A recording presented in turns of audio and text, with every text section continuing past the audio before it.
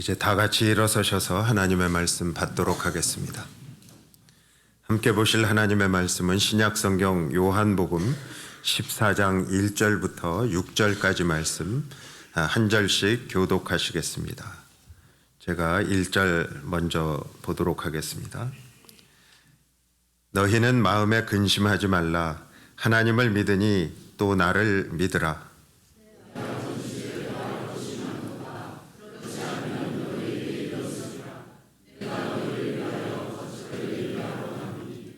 가서 너희를 위하여 거처를 예비하면 내가 다시 와서 너희를 내게로 영접하여 나 있는 곳에 너희도 있게 하리라.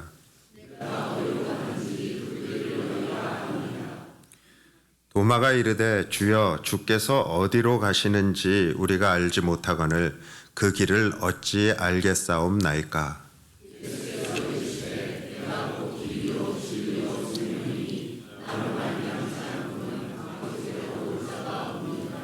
아멘. 자리에 앉아주시기 바랍니다. 사랑하는 성도 여러분, 지난 두 번의 주일 동안 우리는 예수님의 재림에 관한 말씀을 나누었습니다. 첫 번째 시간에는 흔들리는 현실 속에서 우리가 붙잡아야 할 확실한 약속을 보았고, 두 번째 시간에는 조롱하는 세상 속에서도 기필코 반드시 다가오는 그날, 그 날에 대해서, 주님이 다시 오시는 날에 대해서 저희들이 나누었습니다. 그리고 오늘은 그 세 번째 시간으로 우리 마음의 모든 불안을 잠재워 줄 확실한 재림에 대해, 그 은혜에 대해서 함께 나누고자 합니다. 우리가 사는 시대를 가리켜서 기다림을 잃어버린 시대다, 이렇게 말합니다. 저희들이 온라인 쇼핑으로 물건 하나를 주문해도요, 바로 다음 날 내 집 문 앞에 도착해 있어야 직성이 풀립니다. 모든 것이 이렇게 즉각적인 그러한 시대 속에서 예수님이 다시 오신다는 약속은 2000년 전에 약속하셨는데 아직도 기다려야 하나 하면서 자칫 저희들이 우리 마음 가운데에서 주님이 다시 오시는 날에 대한 그 긴장감, 기다림을 잃어버리기가 너무 쉽습니다. 때로는 정말 오시기는 하는 걸까? 그런 우리 마음 안에 불안한 마음이 고개를 들기도 합니다. 그 주님이 오신다고 해서 내가 이렇게 세상에서 돈을 벌고 세상에서 더 성공할 수 있는 그런 시간과 기회들을 지금 희생해 가면서 주님 앞에 나와 교회를 섬기고 내가 믿음 생활을 하고 있는데 그 주님이 과연 오시기는 오시는 걸까? 우리의 마음이 불안해진다는 거예요. 하지만 신약 성경은 그리스도인의 삶을 가리켜서 발돋움하면서 주님을 기다리는 삶이다. 아마 미국에 오래 사신 분들은 발돋움이라는 표현보다는 팁토라는 표현이 더 마음에 와 닿으실 거예요. 그러니까 꽃발을 딛고 이렇게 팁토하면서 주님을 기다리는 삶이 곧 신약의 그 주님이 십자가를 지시고 죽으시고 부활하시고 하늘에 올라가신 이후를 살아가는 우리 신약 교회의 성도들의 삶은 꽃발 딛고 주님을 기다리는 그러한 삶이다. 예배를 드릴 때에도, 또 세상 속에서 복음을 전할 때에도, 영적으로 전투를 벌일 때에도 이 긴장감은 사라지지 않는 겁니다. 근데 그 긴장감이 불안함이 될 때 우리의 신앙은 무너지게 돼 있어요. 항상 그 건강한 영적인 긴장감을 가지고 주님이 분명히 확실히 단연코 오실 텐데 그 주님을 내가 어떻게 맞이해야 할까? 건강한 긴장감으로 살아야 하는데 우리는 불안함 가운데 흔들릴 때가 너무 많다는 거예요. 사도 바울은 성찬식의 의미를 설명하면서 이렇게 설명합니다. 너희가 이 떡을 먹으며 이 잔을 마실 때마다 주의 죽으심을, 그 다음에 뭐라고 말씀하세요? 그가 오실 때까지 전하는 것이다. 예수님 역시 문화의 비유를 통해서 왕위를 받아오기 위해서 먼 길을 떠나는 귀족 이야기를 하십니다. 그러면서 그 종 10명을 그 귀족이 불러서 이제 왕위를 받아가지고 다시 올 텐데 그 종들에게 은화 열 문화를 나누어 주면서 내가 올 때까지 너희는 장사하라. 뭐 이윤을 남기고 비즈니스 해라 그런 의미가 아니라요. 주님이 주신 그 귀한 것을 가지고 너희들은 그것을 붙잡고 굳건하게 내가 다시 올 때까지 살아가라. 그렇게 명령하셨어요.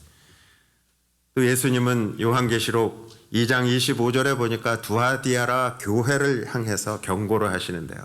다만 너희에게 있는 것을 내가 올 때까지 굳게 붙잡아라. 주님이 우리에게 무엇을 주셨어요? 우리가 뭘 가지고 있습니까? 금은 보화를 가지고 있습니까? 아니면 세상의 명예를 가지고 있습니까? 주님이 주신 것은 우리에게 주신 그 귀한 구원, 그 믿음, 그것을 내가 올 때까지 굳게 붙잡으라. 여러분, 우리 신앙의 핵심은요, 하나님의 절대적인 주권입니다. 그러니까 주님의 다시 오시는 것, 주님의 재림은 어쩌다가 일어나는 돌발 사건이 아니라 창세 전부터 계획된 하나님 나라 완성의 정점입니다. 그리고 예수님이 다시 오신다는 이 확실함은 우리가 오늘 숨쉬고 밥을 먹고 일하는 모든 일상에 직접적인 영향을 미쳐야 합니다. 주님이 분명히 다시 오시기 때문에. 내가 지금 당장 앞에 있는 사람에게 무슨 말을 해야 하고, 당장은 내가 마음이 그냥 분노가 불끓어 잃지만 원수까지도 사랑하시라고 하신 그 주님이 다시 오시기 때문에 지금 당장 내가 무슨 말을 하고 내가 무엇을 먹고 직장에서 어떤 일을 하는가, 그것에 직접적인 영향을 미쳐야 한다는 거예요. 그렇다면 우리는 무엇을 근거로 주님의 다시 오시는 재림이 확실하다고 믿을 수 있을까? 오늘 우리는 주님이 다시 오신다는 이 사실이 왜 우리에게 단순한 교리나 단순한 이론이 아니라 살아있는 소망이 되는지 그 세 가지 증거를 확인하면서 우리가 은혜를 구하고자 합니다. 첫 번째는 저희들이 바로 읽은 오늘 본문의 말씀을 통해서 성경에서 직접 말씀하시는 신실하신 예수님의 선언이 있기 때문에 주님은 분명히 다시 오시는 거예요. 그 첫 번째 증거가 요한복음 14장 1절로 6절 저희들이 함께 본 말씀에 기록된 예수님 자신의 확실한 선언입니다. 예수님은 지금 십자가의 죽음을 눈앞에 두고 극심한 불안과 공포에 떨고 있는 제자들에게 내가 다시 오겠다라고 선언하고 계신 거예요. 이건 단순한 위로가 아니라 언약의 성취를 지금 선포하고 계신 겁니다. 구약의 그 많은 선지자들을 통해서 예언하신, 아니 창세 전부터 하나님이 계획하신 그 언약의 약속이 반드시 이렇게 성취될 것이다. 주님의 초림으로만 성취되는 것이 아니라 주님이 반드시 다시 오셔서 하나님이 온전히 이루실 그 하나님의 나라에 대한 약속, 그 언약의 성취를 말씀하는 거예요. 내가 다시 오겠다라는 말씀이 결국은 하나님의 언약이 이렇게 성취될 것이다. 그러면서 예수님은 1절에 보니까 제자들에게 너희는 마음에 근심하지 말라. 하나님을 믿으니 또 나를 믿으라. 그렇게 말씀하세요. 눈앞의 현실 바라보면 참 절망스러워요. 그리고 결코 실패하지 않는 신실하신 성부 하나님의 언약처럼 성자 예수님의 약속의 말씀도 결코 너희를 실망시키지 않을 것이다. 지금 그렇게 예수님이 선언하고 계신 거예요. 그러면서 주님은 이렇게 말씀하셨어요. 이것은 확실한 계획이고 확실한 약속이다. 2절에 보니까 주님은 확실히 계획이 있으셨어요. 내 아버지 집에 거할 것이 많도다. 하늘 아버지의 집에는 거할 곳이 많은데 내가 너희를 위해서 거처를 예비하러 간다.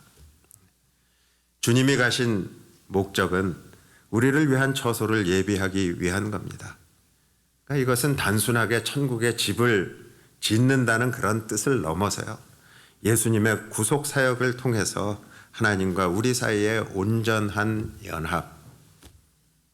하나님은 저기 거룩한 높은 곳에 계시고 우리는 이 낮고 낮은 땅에 있는 것이 아니라 우리도 언젠가는 하나님과 함께 연합해서 하나님이 계신 그곳에 우리도 함께 거할 수 있다.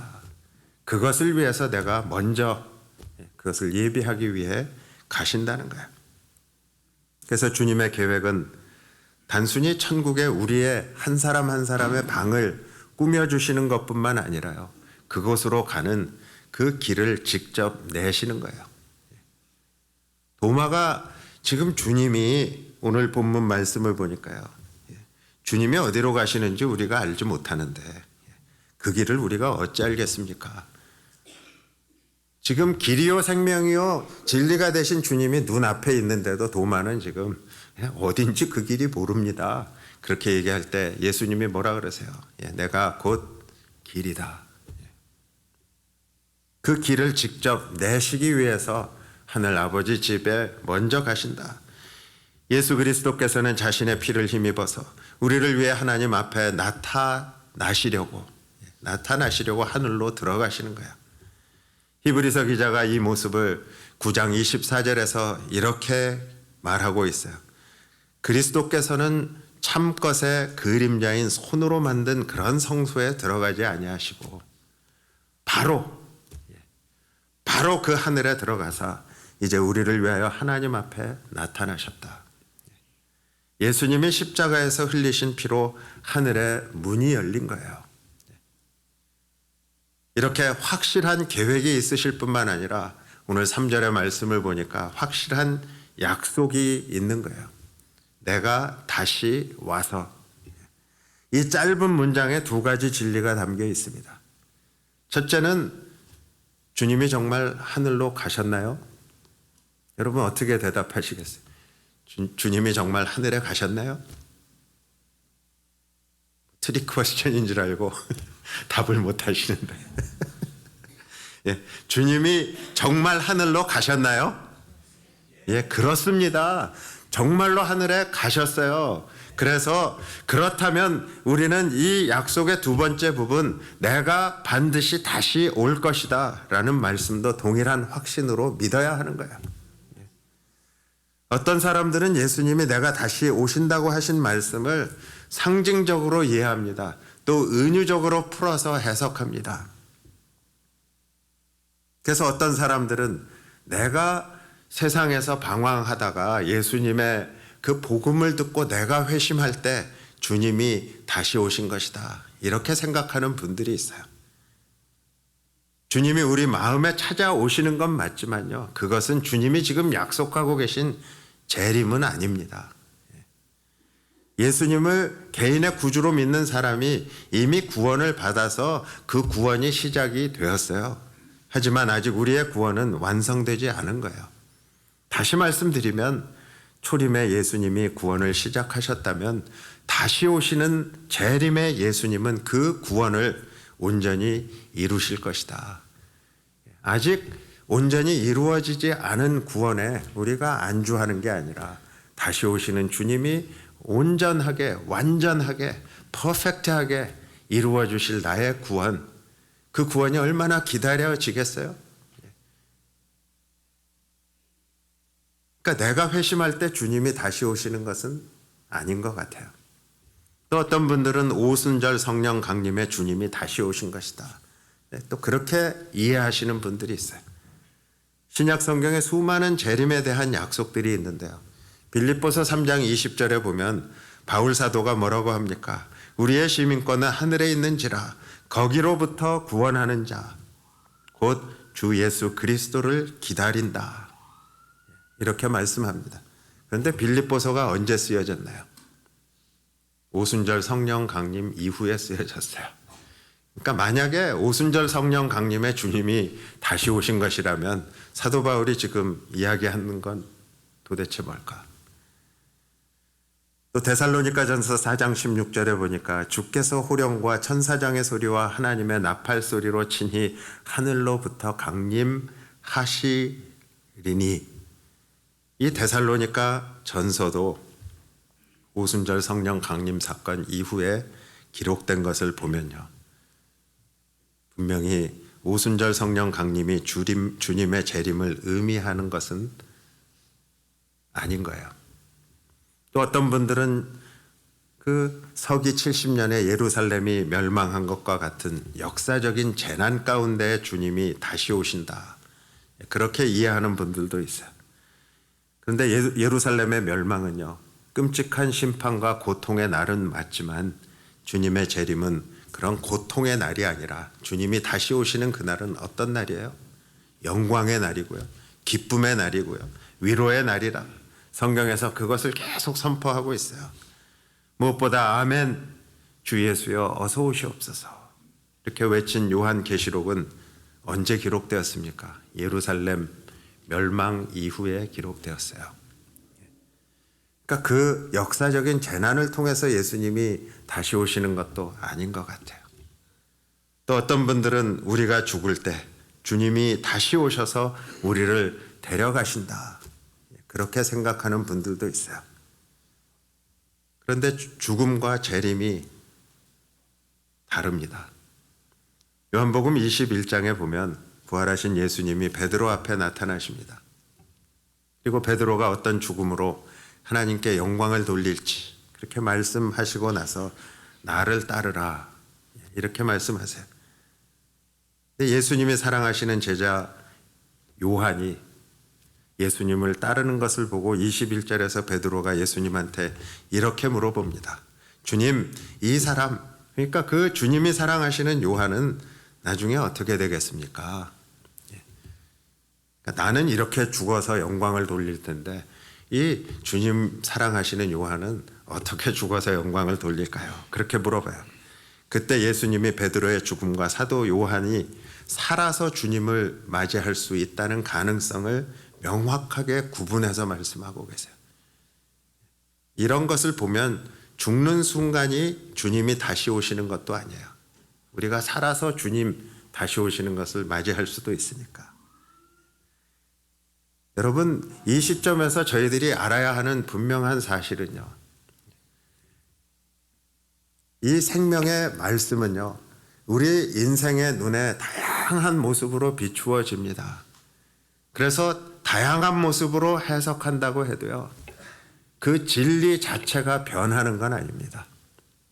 제가 어떤 한 보석상을 하시는 집사님 가게를 방문해 가지고요, 이분이 GIA, 그러니까 보석 감정, 학교도 나오시고 해서 그러한 자격증을 가지신 분이야. 그래서 그 루페라고 하는 그 다이아몬드를 들여다보는 아주 그 안경을 하나 딱 끼고요, 그 섬세하게 다이아몬드 표면을 보는데요, 내가 어떤 방향으로 돌리느냐에 따라서 내 눈에 비춰지는 그 아름다운 색채가 영롱하게 바뀌는 것을 볼 수 있어요. 근데 내 눈에 그 빛이 보랏빛으로 비쳤다 그래서 그게 다이아몬드가 아닌 건 아닙니다. 그건 다이아몬드입니다. 물론 가짜도 있어요. 그런데 하나님의 말씀도 같다는 거예요. 진리의 생명의 하나님의 말씀, 이렇게 다양한 모습으로 하나님이 보여주시는 거예요. 그런데 더 중요한 것은 그 보여주시는 하나님의 절대적인 주권을 내가 믿느냐 안 믿느냐, 그것이 더 중요한 거예요. 이렇게 다양하게 여러 가지 방법으로 주님의 다시 오심을 해석하는 그런 사람들이 있지만, 우리가 한 가지 분명히 기억해야 하는 것은요, 하나님이 예수 그리스도께서 확실한 계획이 있고 확실한 약속을 하셨는데, 더 중요한 것은 주님의 확실한 목적을 우리가 깨닫는 거예요. 왜 주님이 다시 오실까?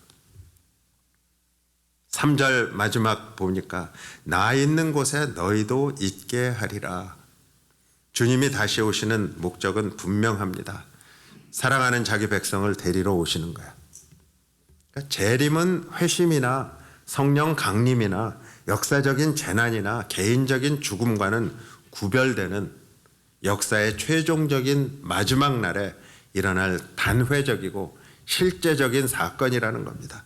주님은 우리를 데려가기 위해서뿐만 아니라 또한 성경 말씀에 보니까 이 죄로 오염된 온 세상을 새롭게 하기 위해서 오신다는 거예요. 우리는 내가 실제로 한 번도 가보지 못한 그 남쪽의 제일 끝단에 있는 그 지도의 제일 끝단에 있는 한 번도 안 가봤어요.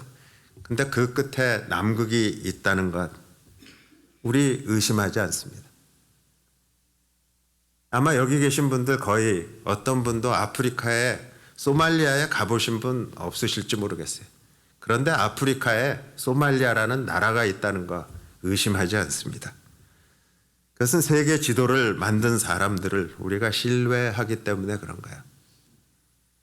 하물며 창세전부터 예수님의 그 첫 번째 오시는 초림을 오차없이 예언하고 성취하신 그 하나님의 말씀, 이 성경이라는 절대적인 지도를 우리가 어찌 의심할 수 있겠어요?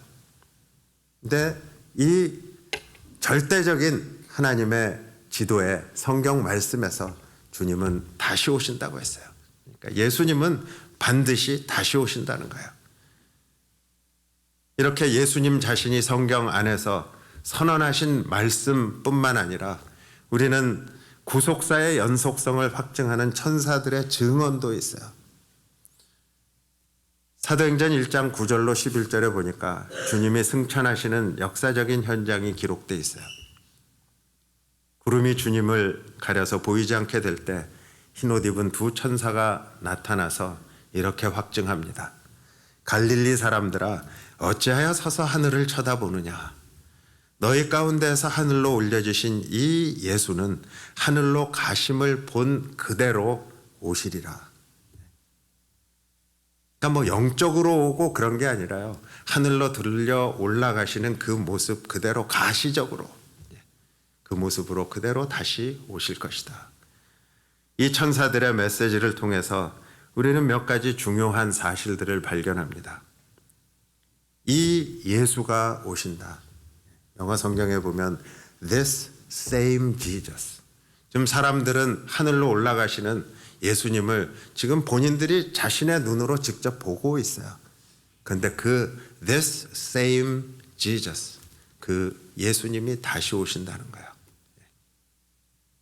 어떤 신비로운 기운이나 환상으로 오시는 그런 게 아니라 수가성 우물가에 피곤해서 앉아 계셨던 그 예수님이 나인성 과부의 눈물을 닦아주셨던 그 주님이 갈보리 십자가에서 피 흘리고 3일 만에 무덤을 박차고 부활하신 바로 그 동일한 예수님이 This same Jesus, 그분이 우리를 만나러 반드시 다시 오신다는 거예요. 천사들도 그렇게 우리들에게 확증을 해주고 있어요. 그리고 가시적인 재림이라는 거예요. 하늘로 가심을 본 그대로 다시 오시리라. 은밀하게 아무도 모르게 오시는 게 아니에요. 모든 사람이 볼 수 있도록 영광 중에 임하신다. 요한계시록 1장 7절에 보면 볼지어다 그가 구름을 타고 오시리라. 각 사람의 눈이 그를 보겠고. 영적인 의미가 아니라요. 각 사람의 눈으로 다시 구름 타고 오시는 예수님을 볼 것이다. 주님의 재림이 은밀한 공중 재림이나 공개적인 지상 재림으로 그렇게 나누어져서 뭐 2번 오신다 이런 게 아니라 단 하나의 영광스러운 사건으로 주님은 만왕의 왕으로서 만주의 주로서 온 천하가 보게 다시 임할 것이다. 성경은 그렇게 선포하고 있어요. 또 다시 오시는데 어떤 일이 일어날까? 만물을 회복하시는 재림, 그 재림에 주로 오신다는 거예요. 지난주에 세대주의에 대해서 조금 말씀드렸는데요. 그 세대주의 신앙을 가진 사람들은 장소적이고 실제적인 재림을 강조해서 이야기합니다. 그러면서 예수님이 감람산에서 승천을 하셨으니까, 그 마운트 올리브에서 승천을 하셨으니까, 또 구약 스가랴서 14장 4절에서 주님이 다시 오실 때 그의 발이 감람산에 서실 것이요 라고 말씀하셨다니까.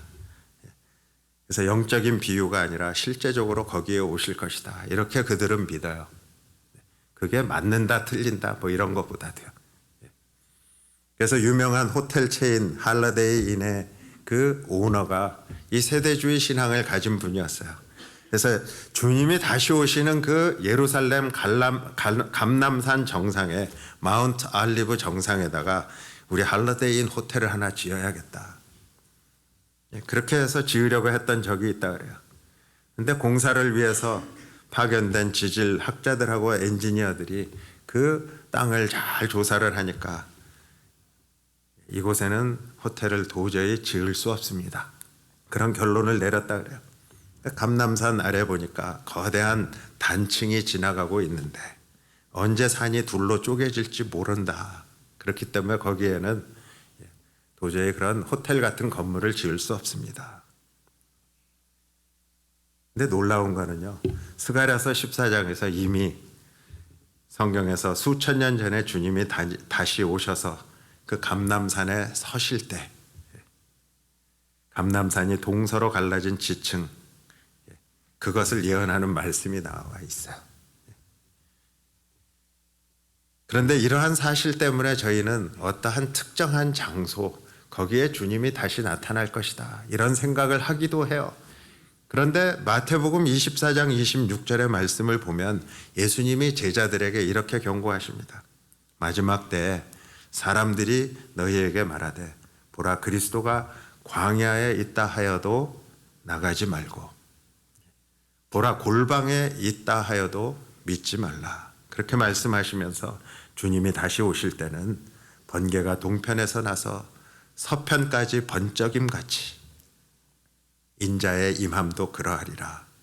그렇게 말씀하세요. 무슨 말씀이에요? 온 천하가 보는 주님의 그 재림. 성경은 일관성 있게 그러한 재림이 임할 때 그 죄로 오염돼서 부패해지고 고통 가운데 신음하는 심지어는 모든 사람만 신음하는 것이 아니라 주님이 창조하신 그 보기 좋게 창조하신 신음하는 모든 피조물들이 주님이 다시 오실 때 회복될 것이다. 그렇게 선포하고 있는 거예요. 이렇게 예수님도 직접 성경에서 선언하고 계시고요. 성경 말씀 가운데 천사들도 이렇게 확증하고 있는 주님이 다시 오시는 것. 그것을 사도들도 하나님으로부터 계시를 받고 성경 안에서 이렇게 증언합니다. 그러니까 사도 바울을 통한 계시가 있어요. 데살로니가전서 4장 13절부터 18절에 보면 그 계시의 말씀이 나오는데요. 사도 바울이 15절에서 뭐라고 합니까?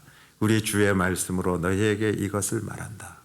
그러니까 자신의 말이 아니라 주님의 말씀으로 너희에게 이것을 전한다고 그렇게 말씀하면서 바울이 뭐라고 해요? 주님이 하늘로부터 강림하실 때 일어날 일들을 세 가지 소리로 묘사합니다. 첫 번째는 호령이 있을 거고요. 두 번째는 천사장의 소리가 있을 것이고 세 번째는 하나님의 나팔 소리가 있을 것이다. 근데 이 세 가지 소리는요. 당시에 로마 군대의 나팔 소리의 관습을 배경으로 합니다. 로마 군대는 야영을 마친 다음에 세 번의 나팔을 분다 그래요. 첫 번째는 잠에서 깨어나라는 기상 나팔을 붑니다. 그 두 번째는 지휘관 앞으로 다 모이라고 하는 모집 나팔을 붑니다. 그리고 세 번째는 적진을 향해서 돌진하라고 하는 전진 나팔을 분다 그래요. 그런 의미에서 지금 사도 바울이 선언하고 있는 이 세 가지의 소리의 의미는 뭘까? 첫 번째 기상 나팔 소리는 그 호령한다는 거잖아요. 호령. 죽은 자들을 깨우는 소리다. 16절에 주께서 호령과 하면서 뭐라고 설명합니까? 친히 하늘로부터 강림하시리니 그리스도 안에서 죽은 자들이 먼저 일어날 것이다. 신앙의 선배들이 잠든 우리가 묘지에 가서 보면요. 그 묘비명에 이런 문구가 적힌 것들을 자주 봅니다. 주님이 다시 오실 때까지. 주님이 다시 오실 때 그때 일어나는 첫 번째 일이 잠자는 성도들을 깨워주시는 거예요. 우리의 영혼과 썩지 않을 몸이 결합해서 예수님의 영광스러운 몸과 같이 변화될 것이다. 그러니까 우리는 영혼만 부활하는 것이 아니라 썩어서 없어진 육체도 그 주님의 영광스러운 몸, 그 영광스러운 몸과 같이 그렇게 변할 것이다. 그 두 번째 천사장의 소리는 어떤 의미일까? 그리고 성도들을 모아주시는 그러한 소집 나팔 소리인 거예요.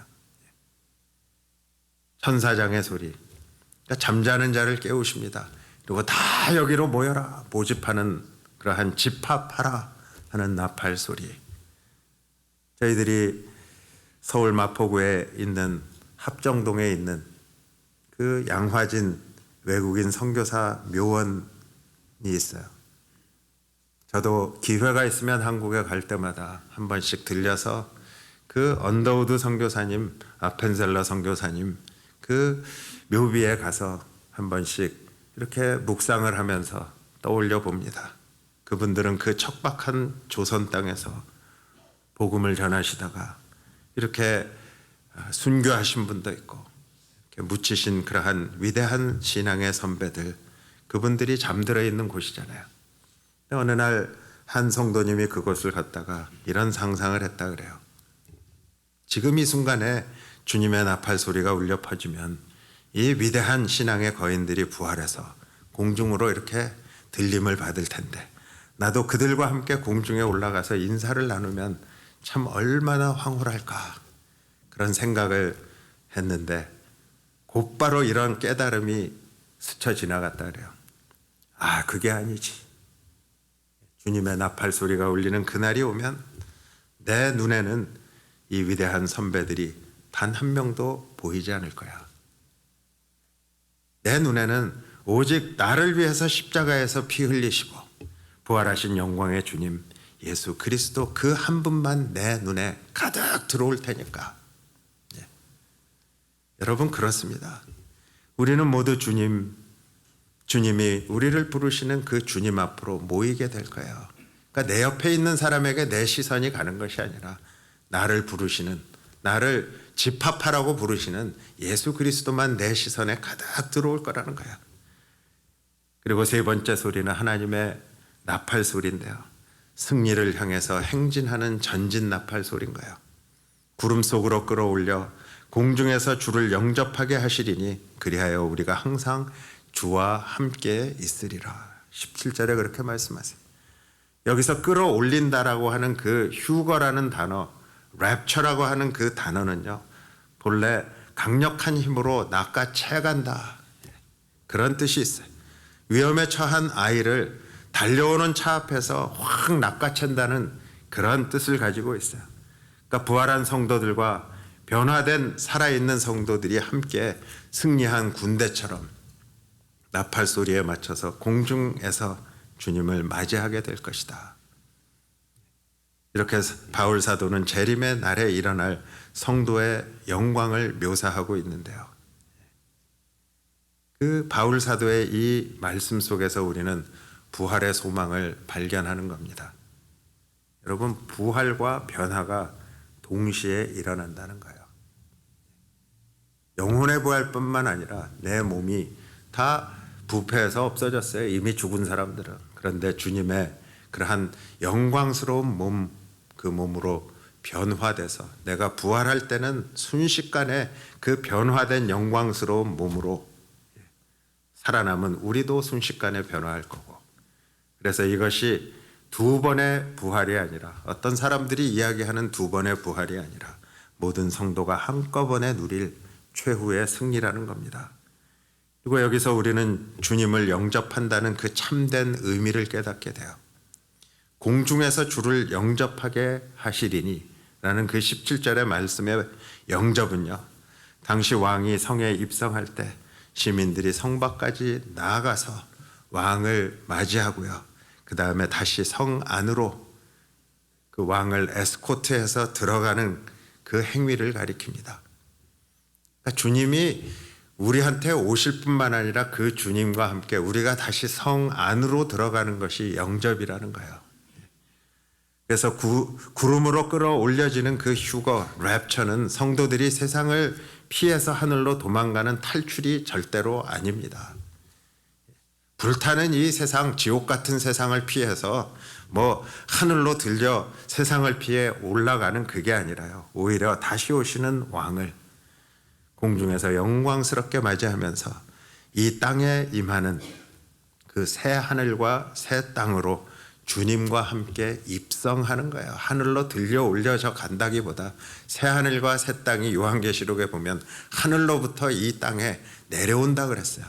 그리고 그 공중에서 맞이한 주님을 이 새 하늘과 새 땅으로 주님과 함께 영접해서 온전한 그 하나님의 나라로 왕의 귀한 행렬에 동참하게 될 것이다. 그래서 우리는 항상 주님과 함께 있고, 그러니까 어디 저 먼 세상이 아니라요.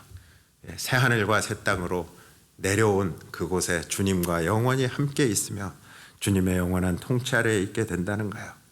이것이 우리 신앙의 궁극적인 결론입니다. 만약에 그렇다면 다시 오실 주님을 기다리는 신앙으로 사는 우리는 지금 당장 오늘 어떻게 살아야 할까? 예수님의 직접적인 선언이 있었고요. 천사들의 확증하는 말이 있었고요. 사도 바울을 통한 계시의 말씀이 있었는데요. 그 모든 것은 하나의 진리를 가리키고 있어요. 주님은 반드시 다시 오신다는 거예요. 따라서 우리의 삶은 주님이 언제 오시는가에 우리의 삶이 매몰되는 게 아니라요. 다시 오실 주님이 지금도 통치하고 계신다는 사실을 믿으면서 오늘을 어떻게 내가 충성스럽게 살아갈 것인가, 그것이 중요한 거예요. 이 확실한 재림의 약속이 나와 또 내 주위에 있는 내 식구들과 저와 여러분들의 내일 월요일 아침을 어떻게 바꿀 수 있을까? 치유되지 않은 질병 앞에서 절망할 때, 재정적인 어려움으로 한숨이 나올 때, 직장에서 믿음 때문에 불이익을 당하고 조롱받을 때 우리는 무너지지 않는 겁니다. 주님이 반드시 다시 오시기 때문에.